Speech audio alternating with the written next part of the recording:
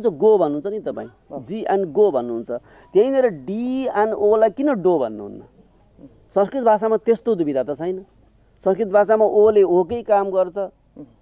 जाऊ उमेर बेचे सपना किनेर ल्याऊ यी आँसुका कलशको छोटो छ जिन्दगी फोटो खिचेर राख योस् अपराध बढ्छ आलोचना नथुनियोस् अपराध बढ्छ झुट्टा कुरा नसुनियोस् अपराध बढ्छ।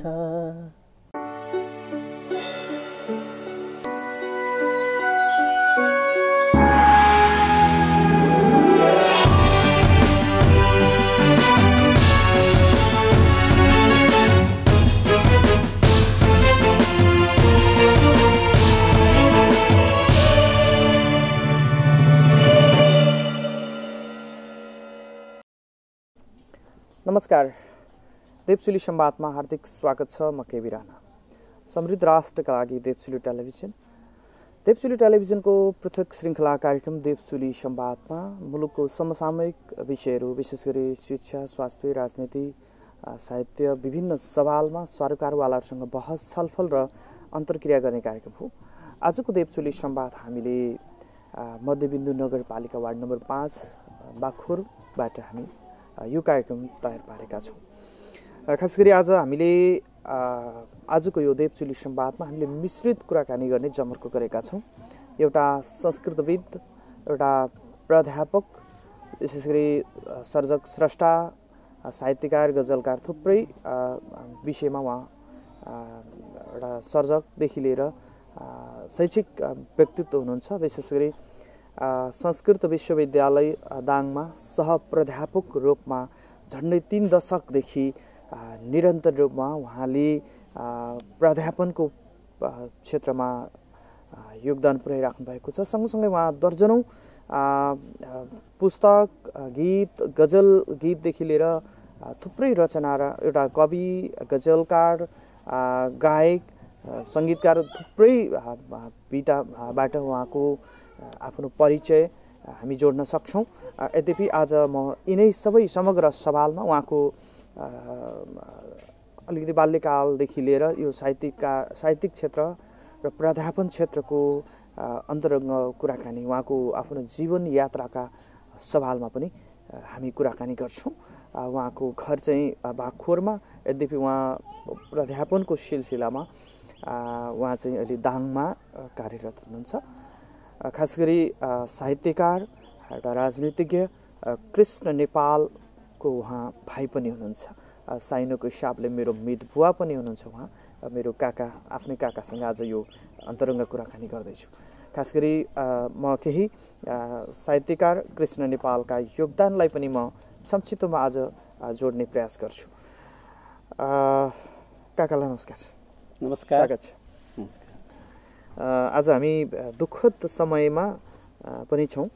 खास गरी हामीले हाम्रो पितालाई, हाम्रो दाइलाई गुमाएका छौँ। यसर्थ पनि हामी दुखित छौँ। उहाँप्रति हामी भावपूर्ण श्रद्धाञ्जली अर्पण पनि गर्छौँ। म चाहिँ कुराकानीको सिलसिला खास गरी पहिला म पिताजीलाई नै स्मरण गरेर चाहिँ कुरा सुरुवात गर्छु।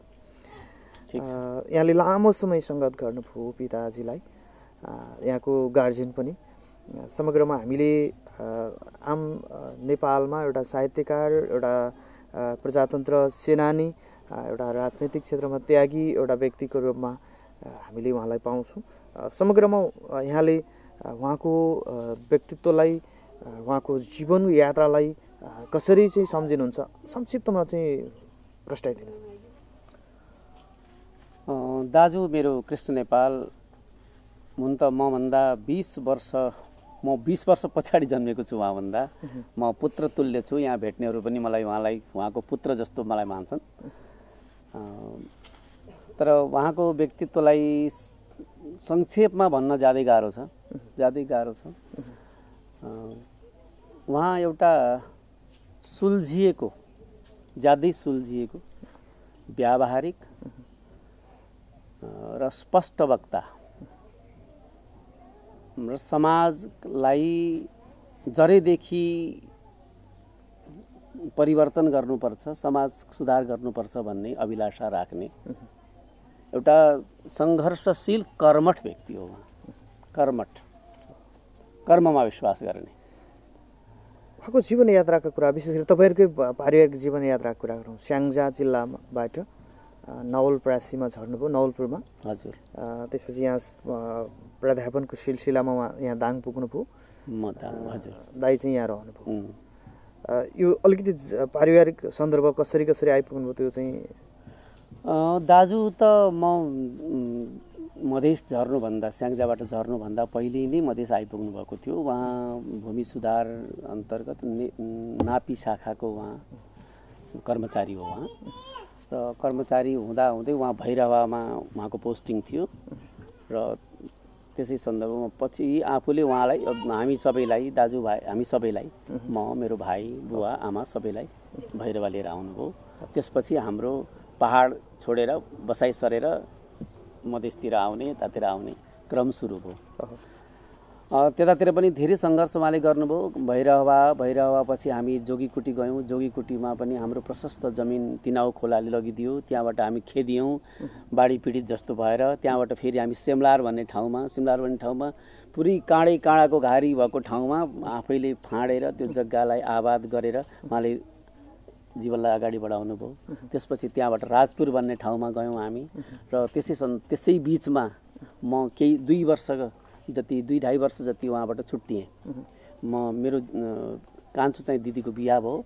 बिहा भएपछि म आसाम पुगेँ, उहाँ सँगसँगै आसाम पुगेँ र 2.5 वर्षपछि म उहाँबाट फर्केँ। मेरो केही बाल्यकालीन शिक्षा टुक्रा टुक्रामा बाँडिएको छ। त्यसले गर्दा यहाँ केही कक्षा 3 सम्मको पढाइ मेरो यहाँ थियो भनेदेखि त्यसपछिको 2 वर्ष पढाइ फेरि मैले वहाँ नागाल्यान्ड आसाममा गरेँ। त्यसपछि फेरि म यहाँ आइसकेपछि रूपन्देही जिल्लाको त्यो राजपुर तामनगर क्षेत्रबाट हामी यहाँ बसाइ सर्यौँ। यहाँ त्यसै साहित्यिक क्षेत्रको कुरा गर्दाखेरि भाइले पनि राम्रो कवि, उहाँको कलम उत्तिकै एकदमै चाहिँ यो छन्द शैलीका थुप्रै 100औं कविताहरू कतिपय प्रकाशनमा आउन सकेन। यद्यपि चाहिँ उहाँका यति धेरै रचनाहरू र सँगसँगै यहाँको पनि लगभग धेरै विधाहरू, विषयहरू, यहाँको स्वभाव पनि मिल्ने र तपाईँहरूको साहित्यिक सम्बन्ध केही त्यस्तो चाहिँ? उहाँ खास गरेर कवि हो। म चाहिँ अलिकति छरिएँ पनि, म निबन्ध क्षेत्रतिर पनि लागेँ, गजललाई पनि अलिअलि छामेँ चाखेँ होइन, र मुक्तकतिर साहित्यका अरू विधाहरूतिर पनि मेरो चाहिँ सुस्त प्रवेश भयो भनेदेखि उहाँ खास गरेर कहिलेकाहीँ टुक्रा टाक्रीमा उहाँले गीत पनि बनाउनु भएको छ। अहिले म गीत चाहिँ उहाँका याद गर्न सकिरहेको छैन। केही गीतहरू छन् उहाँका। विधागत रूपमा उहाँ कवि नै हो। कवितामा नै उहाँले जे जति आफ्ना भावनाहरू व्यक्त गर्नुभयो। अब समग्रमा उहाँ एकदमै छन्दोबद्ध कवितामा दक्ष कवि हो भन्यो भनेदेखि त्यो गलत हुन्छ। त्यो दक्षता चाहिँ छन्दोबद्धतामा चाहिँ थोरै कमी चाहिँ अवश्य हो, तर उहाँको भावनात्मक रूपमा यसरी व्यक्त हुन्थ्यो कि त्यो जो कोहीलाई त्यो छन्द कैदिएर टुटेको बिग्रेको थाहै हुन्न थियो। म चाहिँ थाहा पाउँथेँ अलिअलि। छन्दमा एकदमै उहाँ प्रशिक्षित व्यक्ति होइन। रामायण महाभारत आदिहरू पढ्दै पुराना कविहरूका रचना पढ्दै एउटा छन्दको साँचो उहाँभित्र बस्यो र त्यही साँचो अनुसार उहाँले कविता लेख्दै जानुभयो। प्राय उहाँले छन्दमै लेख्नुभयो, छन्दमै वाचन गर्नुभयो। अरू विधा भन्दा कविता क्षेत्रमै उहाँको योगदान हो। र अर्को क्षेत्र चाहिँ अब तपाईँले उठाउनु होला नउठाउनु होला, नाटक क्षेत्र उहाँको अर्को एउटा ज्वलन्त क्षेत्र हो। उहाँ नाटककार त हुँदै हो, नाटक लेख्ने मान्छे त हुँदै हो, र नाटकको अभिनेता पनि हो होइन। राम्रो उहाँले यहाँको यो जनमानसलाई थाहा छँदैछ, यो क्षेत्रमा उहाँले थुप्रै नाटकहरू मञ्चन गर्नुभएको छ। एउटा पुरै टोली नै गठन गरेर ठाउँमा पुगेर जनचेतनामूलक नाटकहरू, नाट्य समूह नै निर्माण गरेर उहाँले चाहिँ जागरण 1 दशक चाहिँ रेगुलर उहाँले चाहिँ नाटक यो अभियान चाहिँ एउटा जनजागरण अभियान चाहिँ उहाँले चलाउनु थियो। हामी सँगै पनि साझेदार गरेका थियौँ त्यो प्रोजेक्टमा। तपाईँकै चाहिँ रचनातिर जाँदैछु। विशेष गरी पहिला म साहित्यिक क्षेत्रबाट चाहिँ सुरुवात गर्छु। ठिक छ। यहाँको साहित्यिक क्षेत्र कहिलेबाट चाहिँ प्रवेश गर्नुभयो र अहिलेसम्म यहाँको यात्रा कहाँसम्म पुर्याउनु भएको छ, रचनाहरूको बारेमा चाहिँ अलिकति चाहिँ जानकारी गराउनुहोस्। म 13-14 वर्ष हुँदादेखिबाट रचना क्षेत्रमा मैले सुस्तो बामे सर्न थालेको हो। 33-34 सालतिर मेरो यहाँ भैरवामा एउटा गुरुकुलमा पढ्थेँ म। त्यतिखेर एकजना प्रेमराज प्याकुरेल भन्ने एकजना गुरु हुनुहुन्थ्यो। उहाँलाई मलाई सुस्तो अभ्यास गराउनु भएको थियो छन्दमा। सुरुमा मैले त्यो अनुष्टुप छन्दलाई समातेर केही रचनाहरू गरेँ। त्यहीँबाट मेरो सुरुवात भयो, तर त्यो औपचारिक रूपमा त्यसबाट कुनै रचनाहरू छापिएनन्। त्यसपछि 35-36मा म गोरखपुर पुगेँ पढ्नको लागि, भारतको गोरखपुर पुगेँ। त्यहाँ मेरो एउटा रचना छापिएको छ, त्यो संस्कृत भाषामा। त्यो पनि संस्कृत भाषामा विद्यार्थीहरूका कर्तव्य र विद्यार्थीहरूका दुर्गुण भन्ने आशयको शीर्षकमा एउटा कविता त्यहाँ छापिएको छ। त्यो मेरो पहिलो औपचारिक साहित्यमा यात्रा हो, सुरुवात हो। त्यो सुरुवात हो। त्यसपछि त अब सुस्तो छापिँदै गए र अब अहिले मसँग आएर 4वटा मेरा प्रकाशित कृतिहरू छन्। त्यसमा सबभन्दा पहिला मेरो अझ तपाईँलाई अचम्म लाग्ला, मेरो हिन्दी भाषामा प्रकाशित रचना छ। मेरो सबभन्दा पहिलो कृति मेरो हिन्दीमा छ। मिट्टी उठाओ भन्ने कविता, त्यो किताबको नाम हो। त्यो मेरो सबभन्दा पहिला प्रकाशित पुस्तक हो। त्यसपछि मेरा मनका गीत भन्ने एउटा रचना सङ्ग्रह, गीत र गजलको सङ्ग्रह प्रकाशित भयो। त्यसपछि तेस्रो चाहिँ मेरो निबन्ध सङ्ग्रह प्रकाशित भयो, मूल्यहरू भन्ने शीर्षकमा छ त्यो, र त्यो 63मा प्रकाशित भयो। 61मा गीत सङ्ग्रह र भर्खरै अलि लामो अन्तरालपछि 72 सालमा मेरो चाहिँ छन्दोबद्ध कविताहरूको शास्त्रीय छन्दहरूमा रहेको मुक्ति मन्त्र शीर्षकको कविता प्रकाशित भएको छ।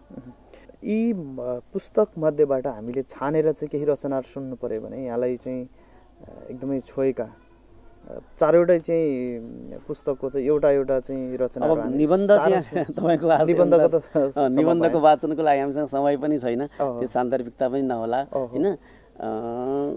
गजल गीत कवितामा हामी केही अगाडि बढ्न सक्छौँ। जस्तो गजलका कुरा गरौँ। गजल चाहिँ त्यहाँ किताबका केही सार। ठिक छ, म अब त्यसमा प्रकाशित गजल भन्दा पनि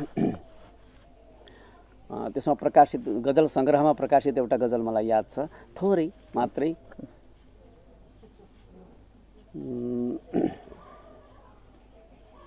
पीरसँग पीरतीको सम्बन्ध छ, पीरसँग पीरतीको सम्बन्ध छ, नलुकाऊ पीरती घाउ बन्द छ। फुलबारी छन् करोड चाख लाख छन्, फुलबारी छन् करोड चाख लाख छन्, वेदनाको कोपिलामा एक गन्ध छ, पीरसँग पीरतीको सम्बन्ध छ, नलुकाऊ पीरती घाउ बन्द छ। त्यो सङ्ग्रहबाट मैले ल्याएँ। एकदम गजब। ओके, अर्को चाहिँ यो हिन्दीको जुन अहिले पहिलो सङ्ग्रह जुन निकाल्नुभयो, केही याद छ? हिन्दी, अब हिन्दीको कविता मञ्चहरू कस्तो छन् भन्दाखेरि त्यहाँनिर मेरो जहाँबाट मेरो कवितामा प्रवेश भयो त्यहाँको माहौल कस्तो छ भने प्रायः गरेर त्यहाँ किताब हेरेर डायरी हेरेर कविता पढिँदैन। त्यहाँनिर त्यहाँ चाहिँ जसले डायरी हेरेर पढ्न थाल्छ त्यसलाई कसैले सुन्दैनन्, भुटिङ हुन्छ त्यहाँ चाहिँ। त्यस कारण त जसलाई चाहिँ कण्ठस्थ छ, जसले चाहिँ दर्शकको आँखामा आँखा मिलाएर कविता वाचन गर्न सक्छ, त्यही कवि नै कवि हो त्यहाँनिर। त्यसैले माहौललाई तताउन बदल्न सक्छ। त्यस कारण त्यो माहौलमा मेरो कविता यात्रा सुरु भएको हुनाले हिन्दीका अधिकांश रचनाहरू मसँग लगभग याद नै छन्, कण्ठस्थै छन्। अब यहाँ आजकल प्रयोग नहुने हुनाले केही ओझेलमा पऱ्यो होला। त्यसमध्येमा एउटा मेरो दाजु भर्खरै जानुभएको छ होइन, सन्दर्भ पनि छ। मैले भगवान कृष्णलाई अहिलेको युगका लागि, अहिलेका असुरहरूको विनाशको लागि मैले कृष्णलाई आह्वान गरेको छु त्यो कवितामा। म त्यो कविता यहाँनिर हिन्दीमा सुनाउँछु। मेरे विश्वास के साथी कहाँ हो तुम चले आओ, यहाँ तो कोई अपना सा दिखाई ही नहीं देता, मेरे विश्वास के साथी कहाँ हो तुम चले आओ। तुम्ही ने कल यहाँ देखा घटाएं सिर झुकाती थी, धरा अपनी भुजाओं से उन्हें उर से लगाती थी। यहीं पर कल शरद की चांदनी चक्षु रसाती थी, अकलमस सत्व श्रद्धा की छवि सर्वत्र लाती थी। परंतु आज तो तुमने हमारे मन को घेरा है, उजाला इस नभस्थल में दिखाई ही। संस्कृत भाषालाई जुन लोप गराइयो, लाग्छ मलाई कि नेपालीहरू आफ्नो संस्कृतिबाट वञ्चित हुन्, संस्कृतिका जराहरू उखेलिउन् र यो नेपाल हमेसा सदैवका लागि, सधैँभरिका लागि अर्काको उपनिवेश बनोस् भन्ने एउटा दूरगामी सोच, छल अथवा षड्यन्त्रका साथ नेपाली भाषासँगै जुन संस्कृतको पठन पाठन हुन्थ्यो त्यसलाई रोक्ने बन्देज लगाउने काम भयो जस्तो मलाई लाग्छ। किनभने हामीले प्रयोग गरिरहेका शब्दहरू, अधिकांश शब्दहरू संस्कृतबाटै जन्मिएका शब्दहरू हुन्। यदि ती शब्दहरूको मूल हामीले जानेनौँ, संस्कृत जानेनौँ भनेदेखि हामी हाम्रो भाषाबाट वञ्चित हुन्छौँ।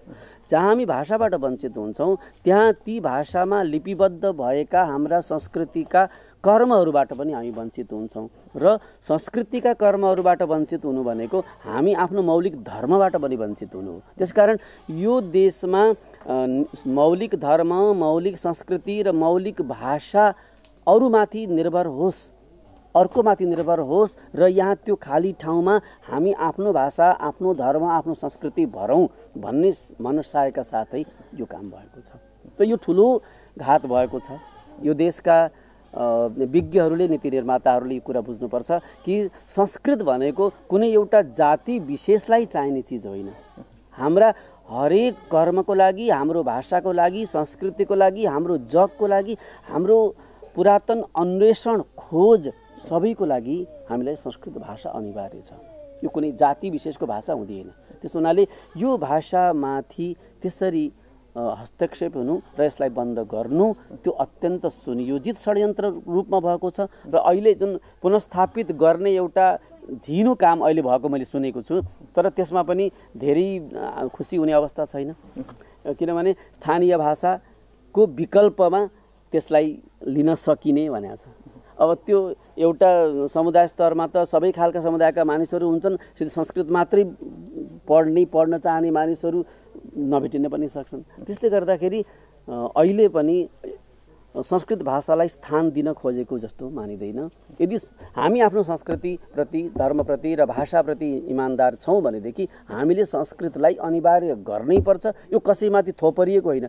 यदि हामीले अङ्ग्रेजी थोपर्न मिल्छ भने संस्कृति थोप्न के ठुलो कुरो हो र संस्कृत थोप्न के ठुलो कुरो हो र? के ठुलो, यो त हाम्रो भाषा हो नि त। त्यसले गर्दाखेरि हामीले अङ्ग्रेजी पनि जान्नै पर्छ भने हामीले संस्कृत पनि जानेकै हुनुपर्छ। भाषाको सन्दर्भमा कुरा गर्दाखेरि अहिले त पछिल्लो समयमा जस्तो सामान्यतया निजी विद्यालयहरूको त मुख्य प्रडक्ट नै इङ्ग्लिस भाषा भयो र पछिल्लो समयमा सरकारी विद्यालयहरूमा पनि, सामुदायिक विद्यालयहरूमा पनि अहिले चाहिँ इङ्ग्लिस भाषा, अङ्ग्रेजी भाषा अनिवार्य जस्तो बनाएर अङ्ग्रेजीमा पठन पाठन सुरुवात गर्न थाल्यो, जो कि युवा पिँढी, विद्यार्थी पुस्तामा चाहिँ यो नेपाली भाषा, संस्कृत भाषा कुरा छोडौँ, नेपाली भाषा नै अब विद्यार्थीले चाहिँ नजान्ने जस्तो चाहिँ भइसक्यो।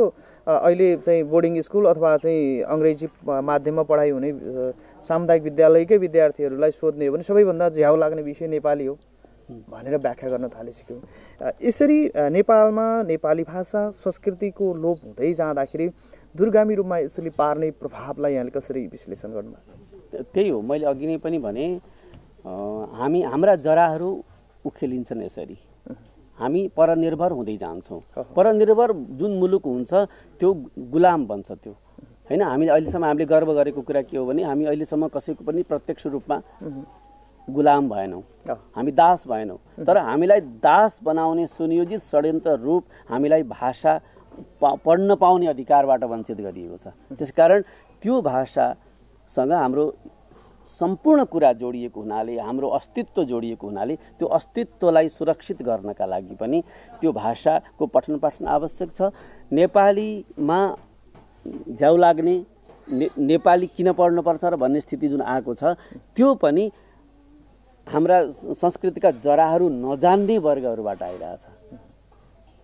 अङ्ग्रेजी जाने सम्पूर्ण भइहाल्छ भन्ने जुन सोच छ नि, त्यो सोच भनेको त्यही अरू हाम्रो भाषाबाट हामीलाई खाली गरेर अर्काको भाषा हामीमा यहाँ भर्ने, खाली ठाउँ भर्ने सोचले जुन आइरहेछ, त्यसैको अब सामान्य विद्यार्थीहरूले त जानेर त्यसो गरेका होइनन्, तर जुन टाढाका सोच्ने मान्छेहरू छन्, हामीलाई परनिर्भर बनाउने मान्छेहरूको सोच प्रतिफलित भएको हो। यसमा चाहिँ हामी सजग हुनुपर्छ। अहिले अङ्ग्रेजी भाषालाई ग्लोबल ल्याङ्ग्वेजको रूपमा मान्छेले चाहिँ व्याख्या गरे, जसले गर्दाखेरि यी अन्य भाषा भनेको हाम्रो लागि खासै नभए पनि हुन्छ भन्ने ढङ्गले चाहिँ व्याख्या गर्न थालिएको छ। होइन, त्यो हुँदै हुन सम्भवै छैन नि। अहिले हामी अङ्ग्रेजीमा हामी आपसमा कुराकानी गर्दा अङ्ग्रेजीमा कुरा गर्न सम्भव छ र छैन। एक त सबैले पढेका छैनन्, त्यसकारण पनि सम्भव छैन। अर्को जुन हाम्रो हार्दिकता हो, हाम्रो भावनात्मक जुन हृदयको निकटता हो, त्यो हामी अङ्ग्रेजीबाट पाउन सक्दैनौँ।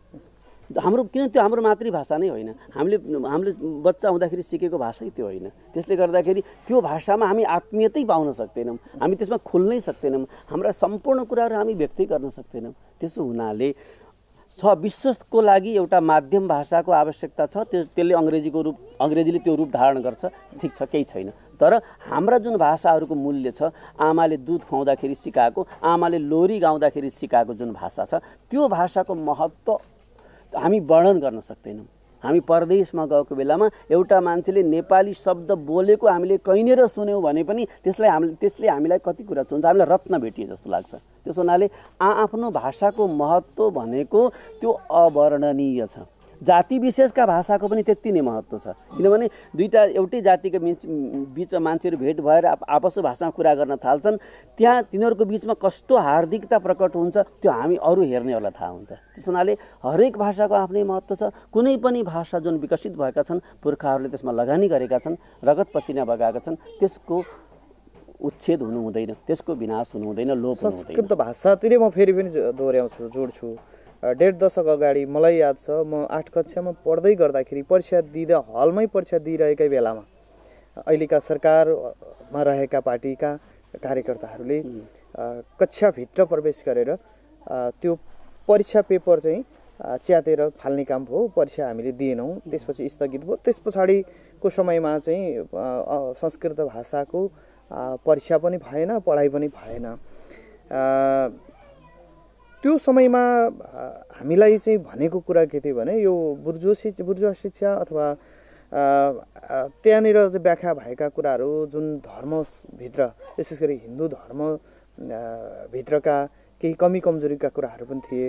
हिन्दू धर्ममा चाहिँ त्यो भित्रका केही सम्प्रदाय, केही व्यक्तिहरूले जुन जातीय विभेदका कुराहरू हैन, त्यसपछि गएर त्यहाँ भएका विभेदका कुरालाई त्यहाँ संस्कृत भाषासँग ल्याएर जोडेर व्याख्या गरेका थिए। सँगसँगै यो चाहिँ एउटा निश्चित जातको चाहिँ भाषा हो, त्यस हुनाले सबै जातले पढ्न जरुरी छैन भन्ने ढङ्गले व्याख्या गरेर त्यो खालको डिमोटिभेट भनौँ न, त्यसलाई चाहिँ निरुत्साहित गर्ने खालको काम चाहिँ भएको थियो। यहाँले अघि नै भन्नुभयो यसको जुन त्यसको कमजोरीका कुरा त यहाँले औँलाई सक्नुभयो र अहिले पछिल्लो समयमा त्यही शक्ति सरकारमा भनौँ न, सरकारमा छ, 2/3 सरकारमा छ। यस्तो अवस्थामा फेरि पनि सबै हिजोकै अवस्थामा त्यो भाषा पठन पाठन हुने सन्दर्भमा त्यो मलाई लाग्छ त्यो सम्भव त नहोला। यद्यपि यहाँको चाहिँ जुन संस्कृत विश्वविद्यालय स्थापना भएको छ, एउटा भाषिक विद्यालय नै विश्वविद्यालय स्थापना हुँदै गर्दाखेरि यसले चाहिँ यो भाषाको संरक्षणमा यहाँहरूको कन्ट्रिब्युसन अथवा प्रोग्रामहरू चाहिँ के गरिराख्नु भएको छ?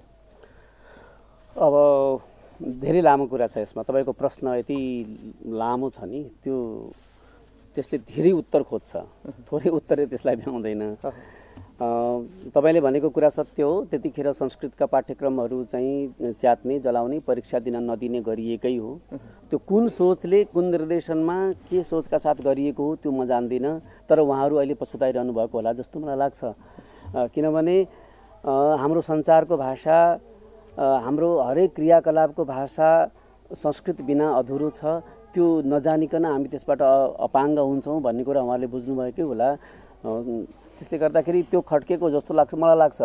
अब नेपाल संस्कृत विश्वविद्यालय पनि अहिले कस्तो भएको छ भने त्यही कारणले अहिले पङ्गु जस्तो भएको छ। किन हिजो तलतिर 8 कक्षा 9 10 कक्षासम्म त संस्कृतको अलिकति गन्ध थाहा पाएका, जानेका, थोरै रुट थाहा पाएका मानिसहरू विद्यार्थीहरू पढेर आउँथे र ती हाम्रो विश्वविद्यालयमा आउने बाटो थियो।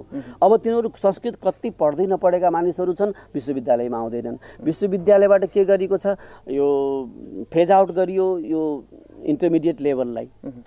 त्यसलाई हाम्रो भाषामा उत्तर मध्यमा भन्छ संस्कृत विश्वविद्यालयकोमा। उत्तर मध्यमा छँदै छैन, त्यहाँभन्दा मुनतिर संस्कृतै छैन। विश्वविद्यालय छ, विश्वविद्यालय छ, संस्कृत भाषामा पठन पाठन हुन्छ। संस्कृत भाषा कहीँ पढ्ने अवसरै छैन हैन। केही साधारण स्कुलहरूमा अलिअलि थियो, ती पनि अब क्रमशः लोप हुँदै गएका छन्। त्यसले गर्दाखेरि एकैचोटि संस्कृत भाषा पढ्दै नपढेको मान्छे आएर एकैचोटि ब्याचलर लेभलमा शास्त्री लेभलमा कसरी जम्प गरेर संस्कृत पढ्न सक्छ? पढ्नै सक्दैन। त्यसकारण संस्कृत विश्वविद्यालय छ भनिएको छ, राज्यले त्यसलाई अलिअलि नमर्ने गरी अनुदान दिइरहेको छ, तर त्यो मर्छ। किनभने तलबाट विद्यार्थीको स्रोत नै शून्य भएपछि, सुकिसकेपछि त त्यो समुद्र भने पनि त सुक्छ नि त। पानी थपिएन भने समुद्र रहन्छ र रहँदैन नि। सबैबाट पानी थपिए पो समुद्र बन्यो। त्यसो हुनाले विश्वविद्यालयले गर्नलाई के गरेको छ भन्दाखेरि त्यसको आधिकारिक तहमा म आफू नबसे तापनि विश्वविद्यालयले गरेका प्रोग्रामहरूमा के देखिन्छ भने भाषा प्रशिक्षणका कक्षाहरू विश्वविद्यालयले चलाइरहेको छ। साधारण हाई स्कुलबाट पढेका विद्यार्थीहरूलाई पनि 6 महिना पढाउने र त्यसपछि एउटा परीक्षा लिने र त्यो परीक्षामा उत्तीर्ण भएका विद्यार्थीहरूलाई चाहिँ उसको माथिल्लो लेभलमा प्रवेश लिने। पहिला चाहिँ एसएलसी पास गरेकाहरूलाई त्यसरी उत्तर मध्यमामा प्रवेश लिइन्थ्यो भने अब उत्तर मध्यमा अथवा चाहिँ +2 गरिसकेकाहरू संस्कृत पढ्न चाहने, क्षेत्रमा आउन चाहनेहरूलाई त्यसरी संस्कृत भाषा प्रशिक्षण दिएर पहिला भाषा सिकाएर अनि माथिल्लो लेभलमा ल्याउने कार्यक्रम विश्वविद्यालयले गरिरहेको छ। कति विद्यार्थी अहिले हाम्रो विश्वविद्यालय मातहतमा छन्? हाम्रो विश्वविद्यालयभित्र अहिले त्यही 2000 को हाराहारी विद्यार्थी होला। यसको आङ्गिक कलेजहरू पनि छन्? आङ्गिक त छन् नि, धेरै त आङ्गिकै छन्। कति जति आङ्गिक कलेज छन्? आङ्गिक हाम्रा चाहिँ 12वटा कलेजहरू छन्।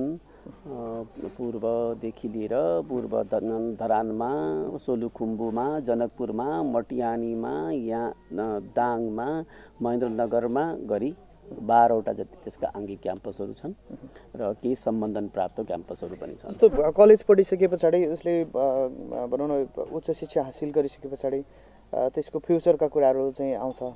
विशेष गरी संस्कृत विश्वविद्यालयबाट त्यो उच्च शिक्षा हासिल गरेकाहरू विशेष गरी कुन क्षेत्रमा बढी उनीहरू चाहिँ समर्पित हुन सक्छ? एउटा त उनीहरू संस्कृत भाषा पढिसकेकाहरूले अब संस्कृतसँग रिलेटेड जुन नेपाली भाषा छ, नेपाली भाषा प्रशिक्षण के पढाउने काम चाहे कलेजहरूमा होस् चाहे चाहिँ विद्यालयहरूमा त्यो पढाउने काम एउटा मुख्य रूपमा त्यो काम उनीहरूले पाउँछन्। त्यसपछि लेखनको क्षेत्रमा, पत्रकारिताको क्षेत्रमा, भाषा सम्पादनको क्षेत्रमा पनि उनीहरूको राम्रो माग छ। पर्यटनका क्षेत्रमा पनि जुन विशेष हाम्रा पुरातात्विक महत्त्वका वस्तुहरू छन्, अभिलेखालयहरू छन्, तिनीहरूको वास्तविकता पश्चिमाहरूलाई बुझाउनु पर्दाखेरि त्यो विश्वविद्यालयबाट निस्केका मानिसहरू नै त्यसको लागि चाहिँ योग्य मानिन्छन्। त्यसले गर्दा त्यो क्षेत्रमा सँगसँगै जुन हाम्रो धर्म संस्कृतिका जुन कर्मकाण्ड जुन पक्ष छ, एउटा कर्मकाण्ड छ, पूजा आजा छ, पुराण छ आदि छ, त्यो क्षेत्रमा पनि यसको राम्रो माग छ। त्यसरी विद्यार्थीहरू त्यस क्षेत्रमा पनि जान सक्छन्। यहाँ हामीले संस्कृत भाषाको चर्चा गर्दाखेरि अन्तरिक्षमा पनि अन्तरिक्षमा पुग्दै गर्दाखेरि जुन अन्य भाषा प्रयोग गर्यो त्यो भाषाको चाहिँ अलि अस्पष्टता भयो। त्यसले गर्दाखेरि संस्कृत भाषाको प्रयोग हुनु आवश्यक छ भन्ने खालको चाहिँ केही समय अगाडि विभिन्न मिडियामा चर्चा पनि भयो। त्यस्तो खालको वैज्ञानिकता यसभित्र चाहिँ के छ? यो कस्तो छ भन्दाखेरि यसको शब्दहरूको निर्माण कस्तो छ भने यसलाई जानेर छरेर राखिदिए पनि यस्ता यस्ता कर्ता कर्म क्रिया आदिको त्यसको रूप फरक छ। त्यो जस्तो विशेषण भन्नु पर्यो भनेदेखि विशेषणमा जुन के अरे नाममा जुन खालको विभक्तिको प्रयोग हुन्छ विशेषणमा पनि त्यही प्रयोग हुन्छ। त्यो विशेषणमा प्रयोग भएको विभक्ति र त्यो नाममा प्रयोग भएको विभक्तिलाई जहाँ छरिएको पनि एक ठाउँमा ल्याएर त्यसलाई अर्थ लगाउन सकिन्छ। त्यस हुनाले जति सकि छरिएको भए तापनि त्यसलाई चाहिँ बुझ्न सजिलो हुन्छ एक ठाउँमा राखेर। एउटा त्यो भयो। अर्को यसको भाषाको जुन शुद्धता छ त्यो चाहिँ कहीँ पनि बदलिँदैन। अर्को थोरैमा धेरै भन्न सक्ने क्षमता छ यसमा, थोरैमा धेरै भन्न सक्ने क्षमता छ।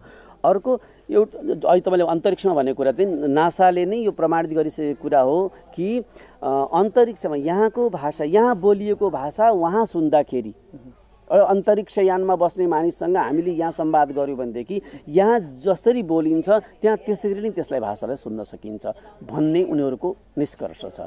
त्यसो हुनाले त्यो एउटा त्यो अपरिवर्तनीयता छ। सायद त्यही भएर हामीले मन्त्र पढ्दाखेरि कर्मकाण्ड गर्दाखेरि वेदका मन्त्रहरू पढ्छौँ, सिधै देवताहरूसँग यसको चाहिँ सम्बन्ध छ, सूर्यसँग, हावासँग, अग्निसँग यसको सम्बन्ध छ भन्ने यसको मान्यता छ र उनीहरूले पनि त्यो भाषा बुझ्छन् भन्ने खालको हाम्रो सोच रहेको छ। र यो अहिले नासाले प्रमाणित गरेको त्यो अन्तरिक्षमा त्यही हामीले जे भाषा बोल्छौँ त्यही भाषाको त्यही लवज वहाँ पुग्छ भन्ने भनाइले त्यसलाई पनि पुष्टि गर्छ। जस्तो भाषाको जन्मदाता अथवा भाषाको पनि मुख्य भाषा संस्कृत भाषा भनेर हामीले चाहिँ पढ्थ्यौँ। यो भाषालाई विश्वव्यापीकरणमा लान सकिने अथवा यसको चाहिँ सम्भावना, यसको आवश्यकता यहाँले कसरी हेर्नुहुन्छ? विश्वव्यापी रूपमा लान सकिने भन्नाले अहिले त्यसका आधार त म त्यति बढी देख्दिनँ होइन। अहिलेको जुन हाम्रो झुकाव भनेको अङ्ग्रेजी भाषातर्फ छ र त्यसले गर्दाखेरि संस्कृत भाषाले त्यही रूप अहिले तत्काल लिइहाल्ला भन्न त म सक्दिनँ। तर जुन यसको वैज्ञानिकताको बारेमा वैज्ञानिकहरूले खोज गरिरहेका छन्, यदि त्यो समग्रमा पुष्टि भयो होइन 2030 सम्ममा संस्कृत भाषा विश्वकै भाषा हुन सक्छ भन्ने कुरा पनि मानिसहरूले गरिरहेका छन्, पूर्वानुमान गरिरहेका छन्। त्यो वैज्ञानिकहरूले भनेका कुराहरू पुष्टि हुन थाले र संस्कृत भाषामा जे भनिएको छ त्यसलाई चाहिँ हामीले कार्यरूपमा गरेर देखाउन सक्यौँ भने ज्योतिष त अहिले एकदमै एक किसिमले प्रमाणितै छ। यसमा भएको आयुर्वेद एक किसिमले प्रमाणित छ, आयुर्वेदको जुन उपचार पद्धति छ त्यो प्रमाणितै छ, प्राकृतिक चिकित्सा प्रमाणितै छ, त्यसबाट मानिसहरू विश्वस्त छन्, विश्वसनीयता त्यसले प्राप्त गर्दै गएको छ। त्यसै गरी भाषाका बारेमा भनिएका अन्य कुराहरू पनि कम्प्युटरको लागि सबभन्दा सर्वाधिक प्रयोग योग्य भाषा भनेर यो भनिएको छ। त्यो स्थिति हो भनेदेखि विश्वकै भाषा अथवा विश्वलाई नै प्रभाव पार्ने भाषाको रूपमा यसले मान्यता पाउन सक्छ जस्तो मलाई लाग्छ। यसको संरक्षणका लागि नीति निर्माण तहमा के गर्नुपर्ने देख्नुहुन्छ अहिले? म के देख्छु भने संस्कृतलाई फरक तरिकाले हेर्नुपर्छ। संस्कृत अहिले अघि जस्तो तल्लो लेभलबाट सानो प्राथमिक तहदेखि नै संस्कृत पठन पाठनका लागि सरकार अथवा सामाजिक सङ्घ संस्थाहरू दुवै तह कार्यरत हुनु, सक्रिय हुनुपर्छ। यसलाई यो एकैचोटि माथि गएर संस्कृत बाँच्न सक्दैन, टुप्पामा पलाएर संस्कृत बाँच्न सक्दैन। यो तलैबाट सिकाउने चिज हो। तन्त्र मन्त्रका कुराहरू पनि, चाहे सङ्गीतको कुरा होस्, हरेक कुरा तल्लो एउटा बाल उमेरबाटै उसलाई प्रशिक्षण दियो भनेदेखि त्यो कुरा उसको हृदयमा पस्छ, उसले त्यसलाई ग्रहण गर्न सक्छ र त्यसले प्रभाव पार्न सक्छ। नेपालको सन्दर्भमा कुरा गर्दाखेरि अहिले धर्मसँग जोडेर भाषा, संस्कृत भाषा र धर्मसँग, हिन्दू धर्मसँग जोडेर हेर्ने हो भने विशेष गरी अहिले हिन्दू धर्मको जुन कर्मकाण्डीका कामहरू छन् सम्भवतः सबै संस्कृत भाषाका माध्यमले गरिन्छन्। यसले गर्दाखेरि यो भाषाको जटिलताले गर्दाखेरि पनि यो कर्मकाण्डीको जुन कार्यहरू छन्, यो कार्यहरूको जटिलताले गर्दाखेरि पनि मान्छेले बिस्तारै हिन्दू धर्मप्रतिको चाहिँ अलिकति जुन खालको चाहिँ असहजता छ, यसले गर्दाखेरि पनि अलि मान्छेले कम चासो राख्छ भन्ने त्यस्तो एनालाइसिस पनि छ कतिपय। यहाँलाई के लाग्छ? त्यस्तो त मलाई लाग्दैन। असहजता भनेको आखिर जुनसुकै क्षेत्रको पनि भाषामा त अर्को भाषीको लागि त त्यो भाषा जसलाई पनि जटिल छ नि, त्यो भाषाको क ख ग नसिकिकन जटिल छ भन्नु त होइन, त्यो जुनसुकै भाषा पनि जटिल छ नि। तर हेर्ने कुरा त के हो भन्दाखेरि संस्कृत भाषामा लिपिबद्ध भएका चिजहरूमा कति खजाना छ त्यो पो हेर्ने हो त हामीले। तपाईँले एउटा सानो म्याप भेटाउनु भयो, कहीँनिर च्यातिएको म्याप भेटाउनु भयो र तपाईँलाई जानकारी भयो कि त्यो म्याप एउटा सुनको खानीभित्र जान्छ। त्यो म्यापको हामीले सही पोइन्ट पत्ता लगाउन सक्यौँ भने त्यसले सुनको खजाना भेटिन्छ भन्यो भनेदेखि तपाईँ त्यसलाई जति जटिलता भयो नि त्यसलाई सुल्झाउने कोसिस गर्नुहुन्छ नि। त्यस्तै संस्कृत भाषाभित्र यति गहन चिजहरू छन् जुन चिजहरूसम्म पुग्नको लागि संस्कृत भाषा पढ्नुपर्छ, मिहिनेत त गर्नु पर्यो नि। अङ्ग्रेजी कति सजिलो छ भन्नुहोस् त? अङ्ग्रेजी सजिलो छ र? म त अङ्ग्रेजी भन्दा त संस्कृत धेरै सजिलो छ जस्तो लाग्छ मलाई। तर हामी अङ्ग्रेजी चाहिँ विश्व भाषा भनेर पढिरहेका छौँ। तपाईँलाई उदाहरण दिएँ मैले यहाँनिर, अरू चाहिएन। GNO यसलाई के भन्नुहुन्छ? गो भन्नुहुन्छ नि तपाईँ, जी एन्ड गो भन्नुहुन्छ। त्यहीँनिर DNOलाई किन डो भन्नुहुन्न? संस्कृत भाषामा त्यस्तो दुविधा त छैन। संस्कृत भाषामा ओले ओकै काम गर्छ, यहाँ चाहिँ ओले उको पनि काम गर्छ, ओले ओको पनि काम गर्छ, उको पनि काम गर्छ इङ्ग्लिसमा, होइन भन्नुहोस् त? DO हामी डु भन्छौँ होइन, अनि GOलाई चाहिँ हामी गो भन्छौँ फेरि। भने यस्तो असहजता चाहिँ तपाईँको स्पेलिङमा निरन्तर एउटै खालको पन छँदै छैन। त्यस हुनाले यसमा जे बोलिन्छ त्यही लेखिन्छ। यो संस्कृत भाषाको महत्त्वको सन्दर्भमा कुरा गर्दाखेरि अहिले पछिल्लो समयमा युवा पुस्तालाई एकाध हामीले सोसाइटीमा चाहिँ टिप्पणी गरेका कुराहरू के सुन्छौँ भन्दाखेरि अहिले संस्कृतको भाषा ग्रासरुटमा ग्रामीण लेभलमा गाउँ स्तरमा कसले प्रयोग गर्छ भन्दाखेरि विशेष गरी कर्मकाण्डीमा प्रयोग गर्छन्। त्यो कर्मकाण्डी कसले गर्छ भन्दाखेरि त्यहाँका पुजारीहरू, निश्चित व्यक्तिहरू होइन, ती व्यक्तिहरूको स्वभाव, उनीहरूको शैली, चरित्रको कारणले गर्दाखेरि विशेष गरी अब चाहिँ धर्मलाई व्याख्या गर्ने अथवा कल्चरलाई व्याख्या गर्ने त उहाँहरू नै हुनुहुन्छ, समाजको अगुवा त उहाँहरू नै हुनुहुन्छ। उहाँहरूको जुन शैली स्वभावलाई चाहिँ विशेष गरी अहिले चाहिँ नेपाली समाजमा एकदमै चाहिँ जटिल विषयको रूपमा चाहिँ उठान भएको, हिन्दू संस्कारभित्रको सबैभन्दा कमजोरीको रूपमा टिप्पणी भएको विषय चाहिँ जातीय विभेद होइन, छुवाछुटका कुराहरूलाई जोडेर विशेष गरी त्यो जसले कर्मकाण्डी गर्छन् ती व्यक्तिहरूको व्याख्या, गलत व्याख्याको कारणले गर्दाखेरि पनि आम नागरिकलाई धर्मप्रति र भाषाप्रति विशेष गरी संस्कृत भाषाप्रतिको आकर्षण चाहिँ घट्या हो भन्ने खालको एकाधको चाहिँ तर्क पनि छ। यसमा तपाईँ कति विश्वास मान्नुहुन्छ? यसमा केही कुरामा सत्यता छ, तपाईँको भनाइ कुरामा केही सत्यता पनि छ। अर्को यसको कारण के हो भन्दाखेरि समाजलाई मान्छे चाहिँ चाहियो, संस्कृतिलाई बचाउनका लागि, कर्मकाण्ड गर्नको लागि मानिस चाहिँ चाहियो भन्नेहरू, विशेष गरी कथा वाचन गर्ने, महायज्ञहरू वाचन गर्नेहरू होइन, त्यस्ता खालका वाचकहरूले धर्मलाई बिस्तारै बिस्तारै चाहिँ द्रव्यसँग जोडेर जसले धेरै दान दियो त्यो मान्छेले पुण्य छिटो पाउँछ भन्ने ढङ्गले पनि व्याख्या गरेछ। यसले पनि केही असर पुर्याएको छ। अब यसको चाहिँ सकारात्मक असर पनि छ, किनभने मानिसले दान गरोस् भनेर चाहिँ शास्त्रले भन्छ। किनभने डरले पनि दान गरोस्, श्रद्धाले पनि दान गरोस्, लाजले पनि दान गरोस् भन्छ। किनभने एउटा व्यक्तिसँग जम्मा भएको धन सम्पत्ति यदि बाँडिन्छ समाजमा भनेदेखि त्यसले समाजलाई चाहिँ गतिशील चाहिँ बनाउँछ। धन प्रवाहित हुनु भनेको चाहिँ समाजको क्रमशः विकास हुनु हो होइन, आर्थिक क्रय शक्ति बढ्दै जानु हो। त्यसले गर्दाखेरि दान कुनै पनि प्रकारले हुनु राम्रो हो, धर्म हो भन्छ भनेदेखि त्यसले सकारात्मक असरै पार्छ जस्तो मलाई लाग्छ। तर छुवाछुतका कुराहरूलाई अनावश्यक रूपमा गर्ने, धेरै मान्छेलाई चाहिँ नाटीकुटी गर्न, आडम्बरी बन्न सिकाउने यस्ता कुराहरूले चाहिँ निश्चित रूपमा धर्म संस्कृतिप्रति पनि अलिकति अनास्था फैलाउने काम गर्छ। यो चाहिँ हुनु हुँदैन। म के भन्छु भन्दाखेरि यदि एउटा कर्मचारीले राम्रो लेख्दैन, राम्रो कागज लेख्दैन, राम्रो व्यवहार ग्राहकसँग गर्दैन भने त्यसलाई कारबाही गरिन्छ भने पण्डितहरूले पनि ममाथि कसैले हेरिरहेछ भन्ने कुराको डर चाहिँ राख्नुपर्छ। उनीहरूले पनि मैले शुद्ध मन्त्र पढ्नुपर्छ, शुद्ध मन्त्र मैले पढिनँ भनेदेखि संस्कृतिमाथि यो घात हुन्छ, मैले गलत गरेको हुन्छ। पाप भनेकै त्यही हो नि, पाप भन्नु र भ्रष्टाचार भन्नु उस्तै त हो नि होइन। पापले मानिसलाई चाहिँ डुबाउँछ, लोभले मानिसलाई डुबाउँछ, त्यस्तै अनर्थ हुन्छ। त्यसकारण यो वर्गले पनि पण्डितको जुन नेतृत्व गर्ने वर्ग हो, समाज नेतृत्व गर्ने वर्ग हो, त्यो पनि सावधान हुनुपर्छ, त्यो पनि प्रशिक्षित हुनुपर्छ भन्ने म मान्यता म यो प्रसङ्गलाई यही थाती राख्दै म फेरि पनि तपाईँकै रचना साहित्यिक क्षेत्रलाई नै जोड्न चाहन्छु। विशेष गरी गीतको क्षेत्रमा कुरा गर्दा यहाँले भर्खरै छोटो छ जिन्दगी जुन गीत यहाँले तयार गर्नुभयो अहिले मार्केटमा निकै भाइरलकै रूपमा पनि आइरहेछ निकै चर्चामा पनि छ यो गीतको अलिकति सन्दर्भ जोडौँ खास गरी यो कुन कन्टेस्टमा लेख्नु भएको हो होइन त्यसको चाहिँ अलिकति यो कस्तो छ भने यो गीत सुरुमा एउटा सरस्वती पूजाको कार्यक्रममा जाँदै थिएँ म त्यहाँनिर फोटो खिच्ने कार्यक्रम बन्यो फोटो खिच्दा खिच्दै मेरो मुखबाट एक लाइन आइहाल्यो छोटो छ जिन्दगी फोटो खिचेर राख त्यो मान्छेलाई जोड्ने क्रममा फोटो खिच्न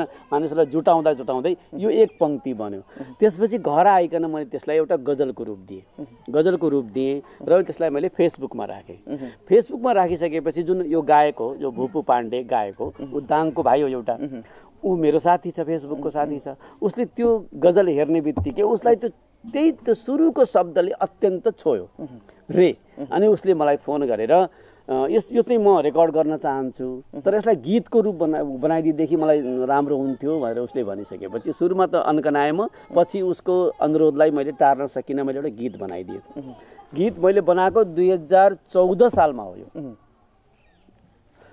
6 वर्ष अगाडि हो यो गीत बनिसकेको तर प्रकाशमा किन आएन भन्दाखेरि त्यसकै अलि पछाडि झन्डै उनीहरूले तयारी गर्दै यो एउटा सुन साइली 40 कटैसी रमाउला कि के भन्ने एउटा गीत आइपुग्यो त्यो गीत आइसकेपछि झन्डै त्यसको र यसको विषयवस्तु थिम उस्तै थियो त्यसले गर्दा यो गीत अब अहिलेलाई बजारमा ल्याउँदाखेरि त्यसैको नक्कल गरे जस्तो लाग्छ भन्ने भएर हामीले सल्लाह गरेर नै अलिकति पछाडि लैजाउँ भन्दै अहिले यो लकडाउन भन्दा पूर्वपट्टि यो जुन 9 मा यो पब्लिस भयो र यसको विषयवस्तु चाहिँ खास गरेर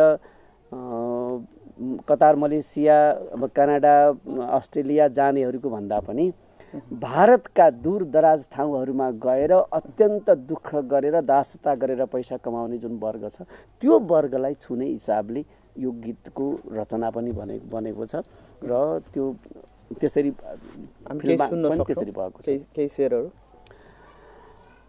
त्यसको सुरुवात केही सुनौँ हैन त जाऊ उमेर बेची सपना किनेर ल्याऊ यी आँसुका कलशको सायत गरेर जाऊ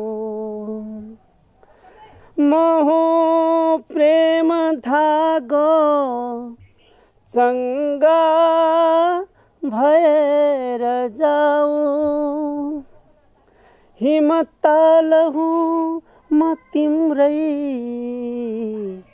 तिमी गङ्गा भएर जाऊ छोटो छ जिन्दगी फोटो खिचेर राख छिट्टै फर्की आउँछु म छिट्टै फर्की आउँछु म मुटु थिचेर राख छोटो छ जिन्दगी फोटो खिचेर राख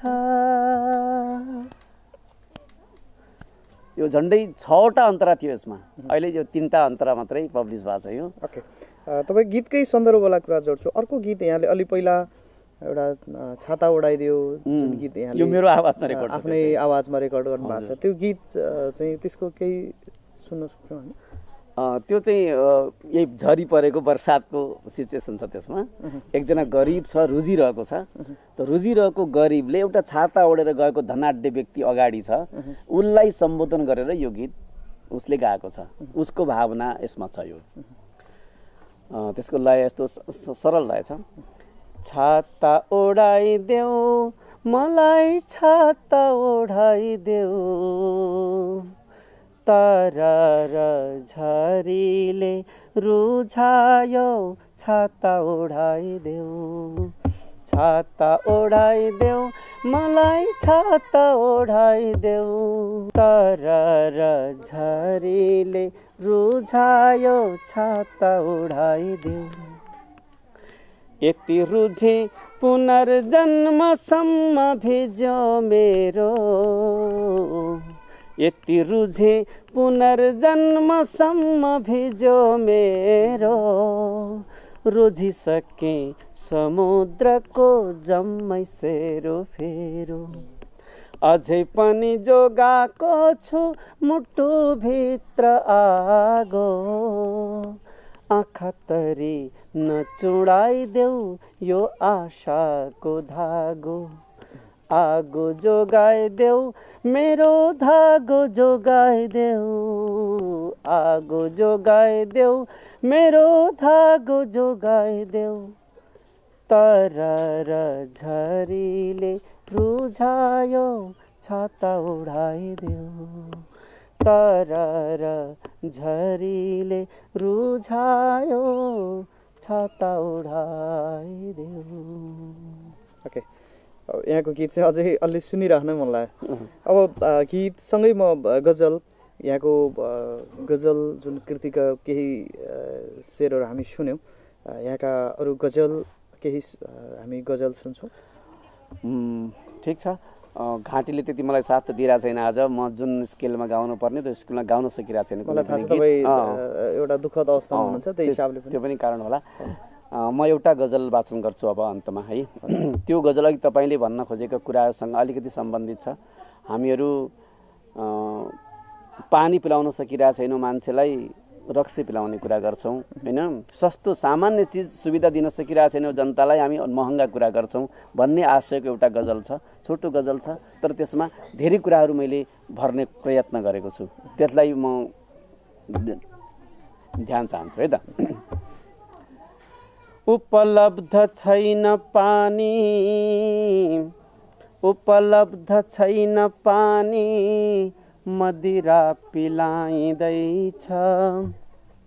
उपलब्ध छैन पानी, मदिरा पिलाइँदैछ।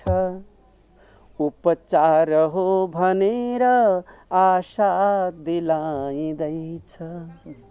उपचार हो भनेर आशा दिलाइँदैछ।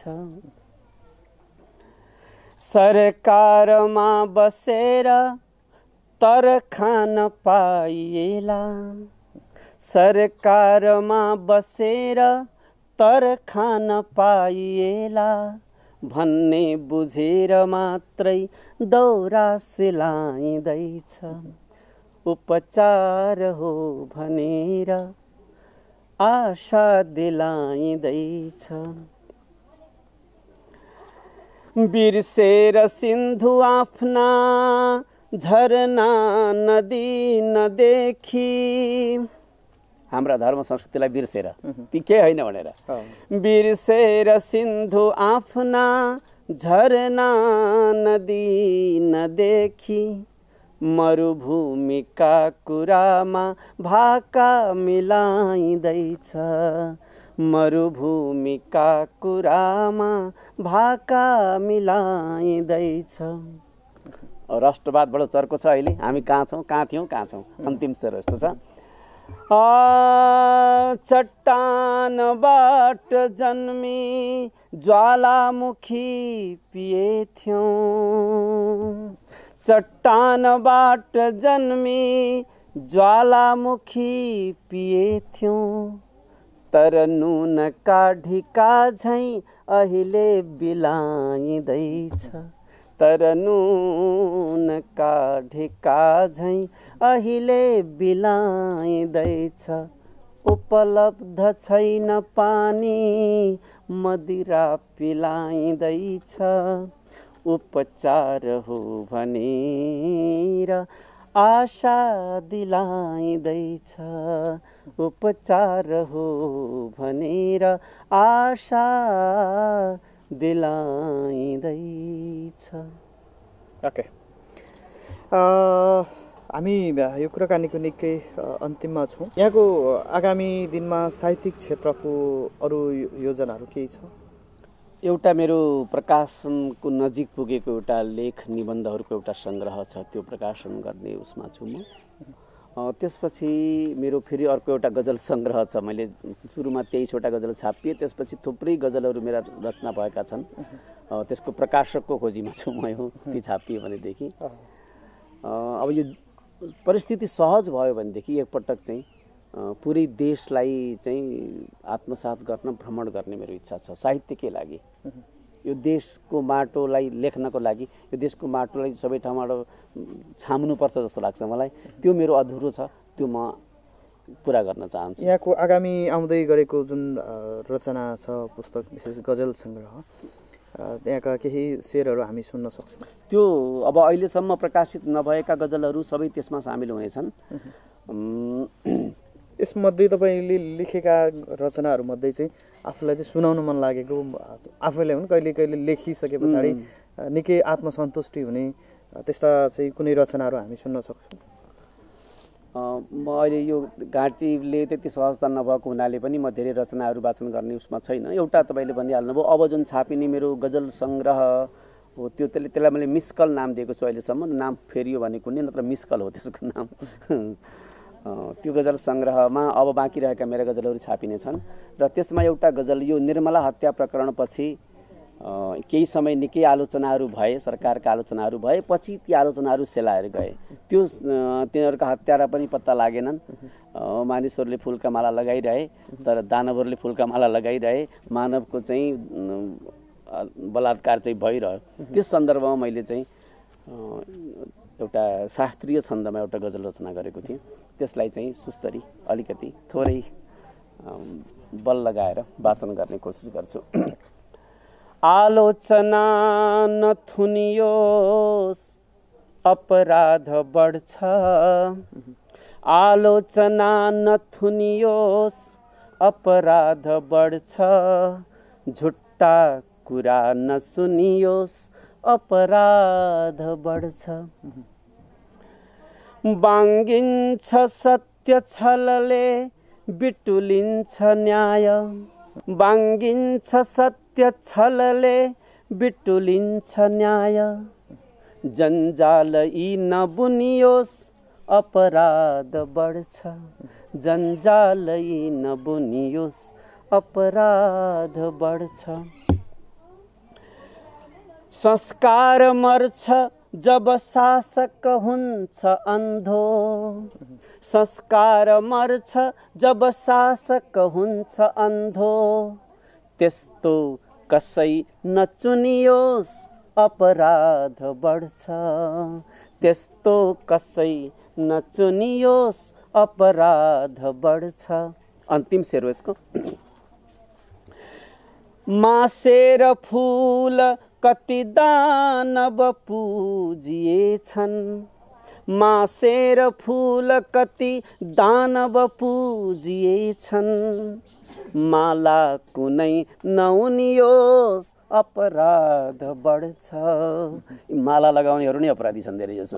माला कुनै नउनियोस् अपराध बढ्छ, आलोचना नथुनियोस् अपराध बढ्छ, झुट्टा कुरा नसुनियोस् अपराध बढ्छ।